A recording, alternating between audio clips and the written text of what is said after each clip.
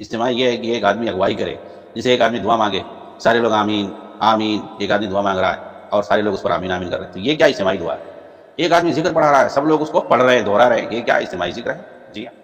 تو اجتماعی ذکر اس کو کہتے ہیں۔ قبر پر جو ہے دعا مانگنے کے لیے کہا گیا ہے، وہاں پر جس وقت دفن ہو گیا، اس کے بعد جو ہے اللہ کے رسول نے کہا ہے کہ فصل التصبیح فإنه لا نجسال، اس وقت اس سے بھی سوال کیا جائے گا، اس کے لیے ثابت قدمی کی دعا کرو، اس کے استغفار کی دعا کرو، اس کی ثابت قدمی کی دعا کرو، تو دعا کرنے کے لیے کہا گیا۔ تو وہاں پر ہم جو ہے دعا کریں اس کے لیے، اس میت کے لیے ہم دعا کریں کہ اللہ تعالیٰ اس کو ثابت قدمی عطا فرمائے، اس کی مغفرت فرمائے وغیرہ وغیرہ، اس کے لیے جو بھی ہو سکے دعا کریں، اس کو دعا کا محتاج ہے، اس کی کامیابی کی دعا کریں، جو سوال جواب ہوگا منکر نکیر پوچھیں گے، تو دعا کرنے کے لیے کہا گیا ہے۔ ظاہر سی بات ہے وہاں تو سارے لوگ رہے، تو کہنے کا مطلب یہ ہے کہ آدمی اپنے اپنے حساب سے دعا کرے، جو جس کی سمجھ میں آئے۔ اب وہیں سارے لوگ ہیں، ایک آدمی اگوائی کر دے، وہ جو ہے دعا مانگے زور زور سے، اور سارے لوگ صرف آمین آمین کہیں، تو یہ اجتماعی دعا ہو جائے گی۔ جیسے فرض نماز کے بعد ابھی بھی جو ہے بہت سارے تقلیدی اور بدعتی کرتے ہیں کہ جو ہے جیسے نماز ختم ہوتی ہے، سلام پھیر دی، نماز ختم، لیکن جو اس کے بعد اجتماعی دعا یا دعا، اس کو بھی ساتھ میں جو ہے لازم ملزوم قرار دیتے ہیں۔ اگر کوئی دعا نہ مانگے تو ایسا محسوس ہوگا اس کی نماز ہی نہیں، نماز چھوڑ کے بھاگ گیا بیچ میں، یہ سب تصور ہے۔ لیکن سلام پھیرنے کے بعد نماز ختم، اس کے بعد آدمی ذکر کر سکتا ہے، دعا بھی کر سکتا ہے، جو چاہے وہ کرے، لیکن وہ کیا ہے، وہ انفرادی طور پر ہے، جو چاہے وہ دعا کرے، اور کرتے بھی بیٹھ کر کے۔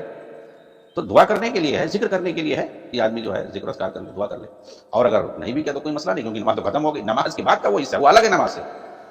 نماز کے بعد جو بھی ہے ذکر ہے دعا ہے، وہ اس کا الگ حساب کتاب ہے، نماز سے اس کا کوئی تعلق نہیں، کیونکہ سلام پھیرتے نماز ختم ہو گئی۔ اب اس کے بعد کچھ بھی کر سکتے ہو، دعا اذکار بھی کر سکتے ہو، تلاوت بھی کر سکتے ہو، نماز بھی نفل نماز بھی پڑھ سکتے ہو،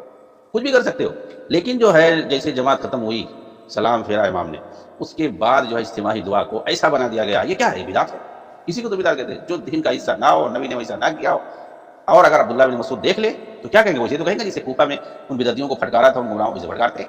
اور دیکھیے کہا گیا کہ وہ جو بدعتی وہاں پہ بدعت پڑھ رہے، بدعت کر رہے تھے، ان میں سے اکثر کو دیکھا گیا، اسی روایت میں ہے آخر میں، وہ صحیح روایت، اسی روایت کے آخر میں ہے، جو راوی حدیث ہیں وہ کہتے ہیں کہ ان میں سے اکثر کو میں نے جنگ نہروان میں خوارج کے ساتھ لڑتے ہوئے دیکھا، خوارج کے ساتھ، ان کے مقابلے میں کون تھے، حضرت علی تھے اور دیگر صحابہ تھے، سارے صحابہ نے مل کر کے خوارج کو مارا تھا۔ تو دیکھا کہ وہاں جو بدعتی تھے، حلقہ بنا کر کے بیٹھے ہوئے، اپنے آپ کو زیادہ متقی سمجھ رہے تھے، ان لوگوں میں سے اکثر کو دیکھا جنگ نہروان میں خارجیوں کے ساتھ صحابہ سے لڑائی کر رہے تھے، استغفر اللہ۔ تو یہ جو ہے بدعت کا نتیجہ ہے کہ جو ہے یہ اپنے آپ کو بدعتی سب سے زیادہ متقی، اس لیے آج بھی دیکھو